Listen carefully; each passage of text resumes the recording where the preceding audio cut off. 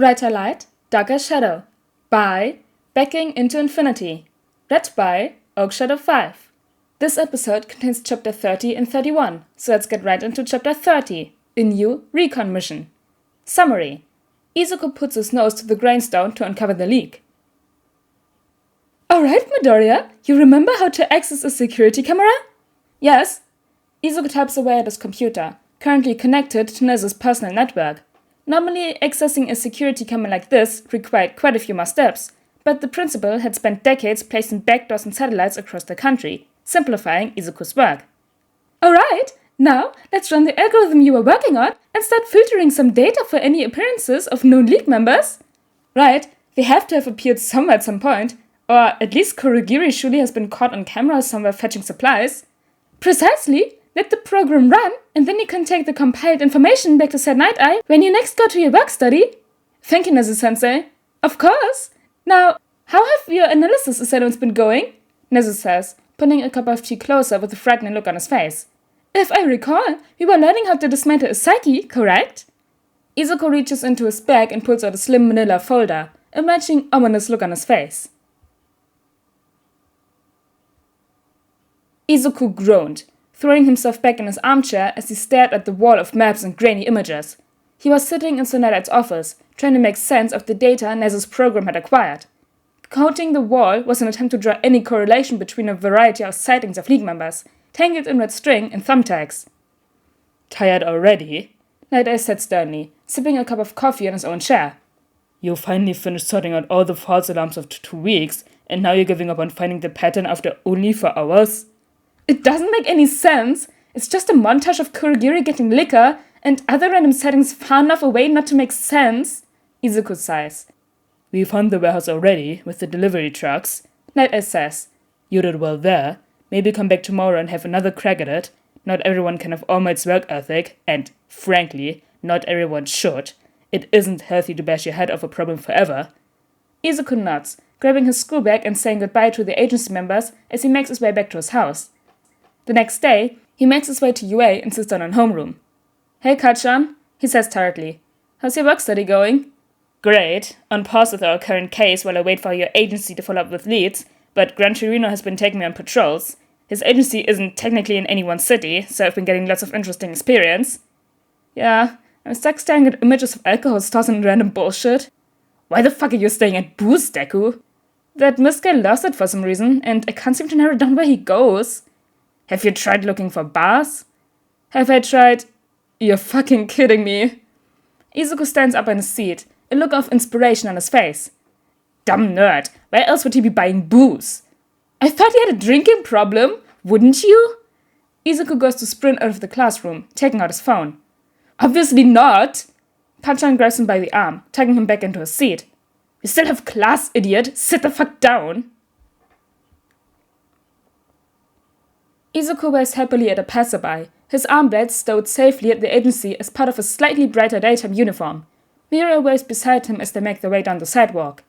After his breakthrough at UA, Izuku and Sir Night-Eye had managed to narrow down the neighborhood to a section of communal ward, home to several shady bars and low-income housing. Izuku and Mirio were currently searching for the most plausible bar under the cover of routine patrol, combing the area in search of locations. Izuku hears a rustling in a nearby alley, and turns to search for the noise, motioning for Mirio to follow. The sound turns out to be a young girl with white hair, hurrying down the alleyway. The girl has tears streaming down her face, and her short-sleeved dress shows numerous surgical scars along her arms. She sprints down the alley towards the heroes, and Izuku crouches down to meet her. Hey, what's wrong? Mirio calls up brightly. Don't worry, you're safe now, we're heroes. No, the bad thief man will find me, the young girl insists. He always does. Moments later, mere feet from Izuku's arms, the child's words are proven true. A small light blinks on the bracelet on her arm, and purple mist swirls into existence. Izuku shouts and dives forwards, but he is too late. The girl vanishes into Kurogiri's portal, and the mist winks out of existence swiftly. The two frustrated young heroes catalogue the alley and radio the agency, writing down what they could remember about the girl. Izuku sees this, cursing his reaction time and the League in general. He didn't recognize the girl, but she felt so familiar, reminding him of his childhood self before his change of heart. Timid and afraid, beaten down by their surroundings. Izuku leaps over a rooftop, Hitoshi and Eraserhead at his side. It was night, and his arm blades had returned alongside his normal costume. After weeks of information gathering, the agency had finally narrowed down the location enough to do final recon, which led Izuku to where he was now.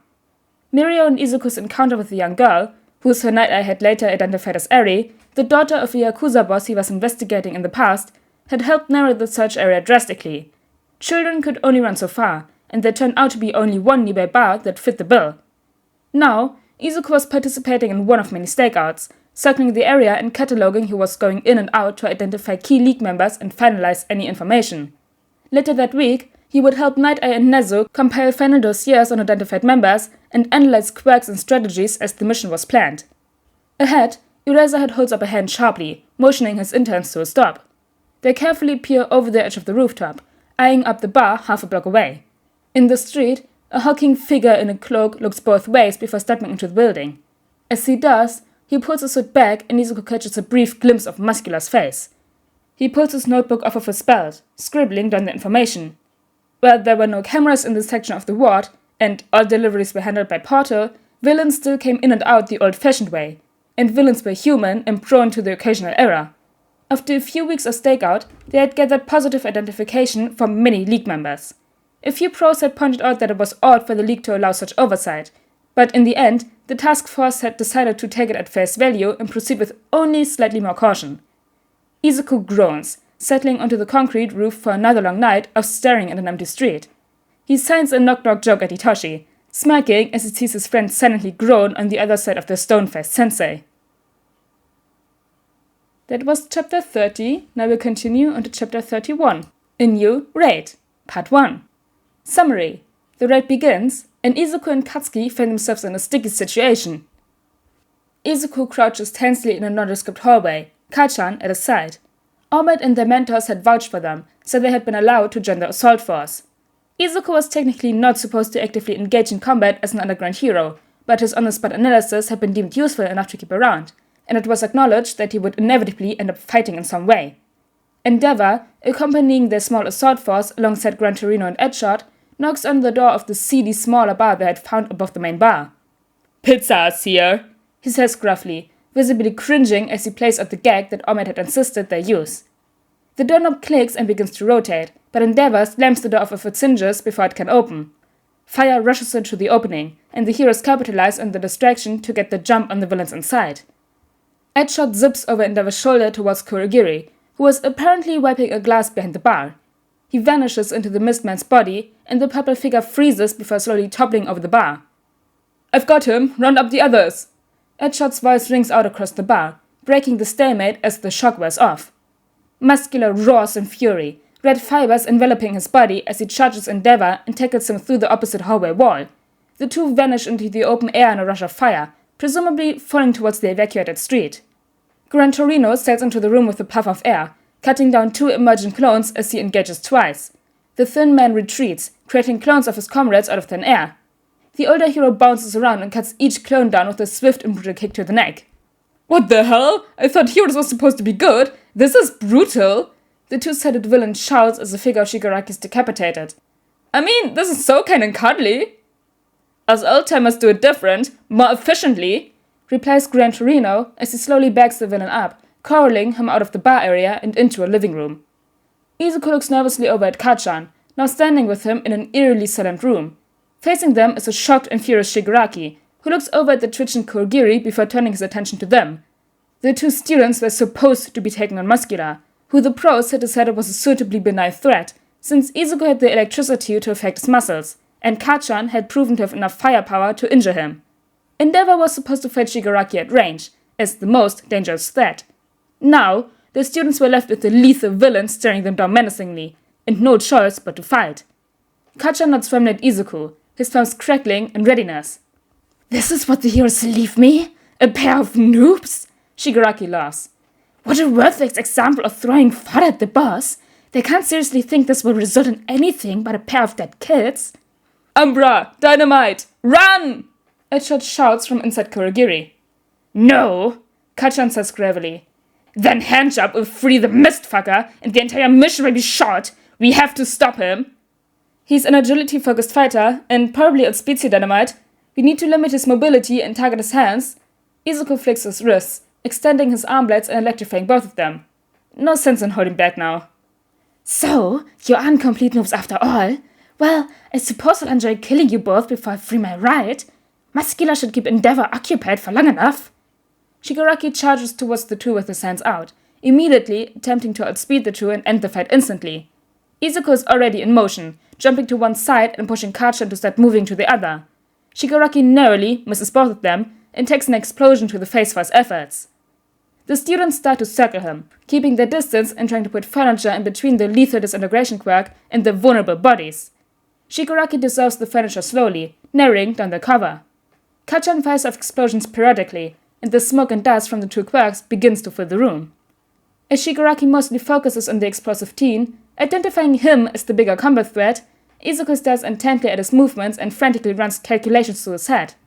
A pattern begins to emerge, with Shigaraki taking the same quick 2 steps backwards every time an explosion fires off. Izuku circles, waiting for the correct moment. Kachan fires off an explosion, and Shigaraki 2 steps backwards. This time, Izuku is ready and the flat of his arm blade slams down on his wrist from behind. The wrist snaps with a sickening crack, and electricity courses through the villain's body. He staggers momentarily, crying out in pain, and Kachan blasts him back against the wall with an explosion just as he reaches out to Izuku.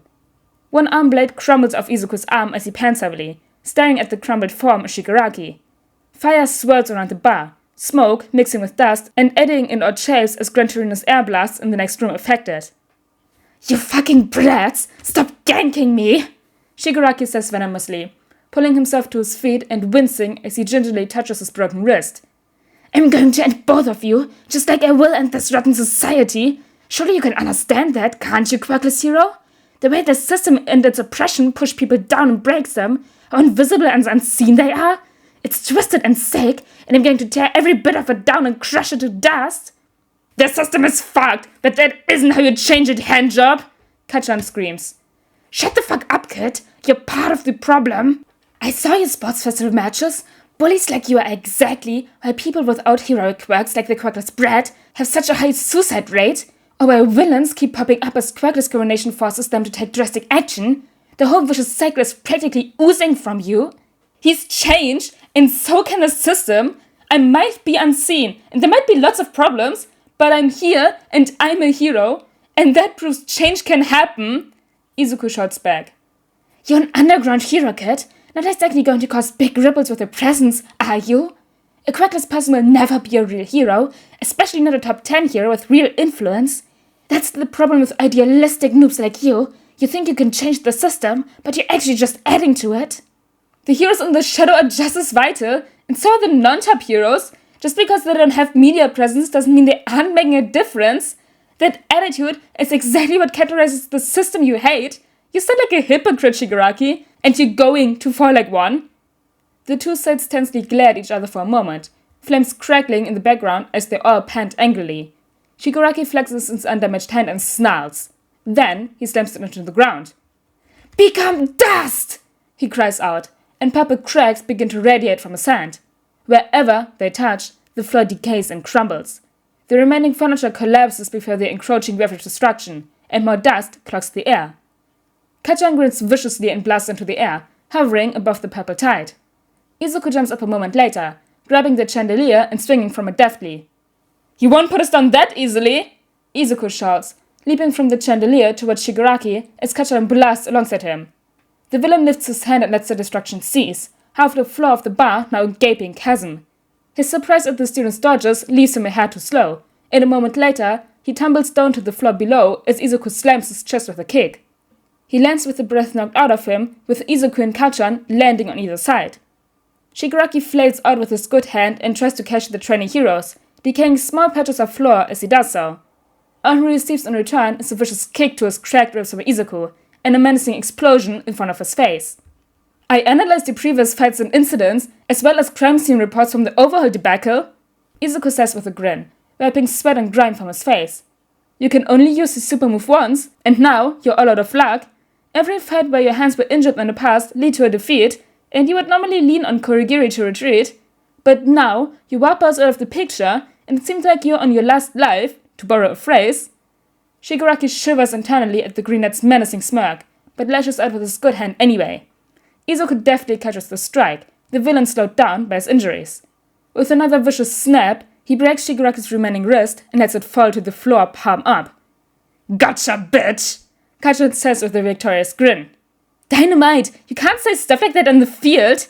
Izuku complains, relaxing a little now that their foe was incapacitated. A gurgle at their feet distracts the two from their impending argument, and they look down to see grey sludge bubbling out of Shigaraki's throat. They both jump back from the unknown quirk and watch in frustration as it envelops the villain and he vanishes. They hear shots from upstairs that signal to them the same has happened to the other villains. A moment later, Endeavor bursts through the door. "Umbra, Dynamite, we have to move quickly. Our mate needs backup."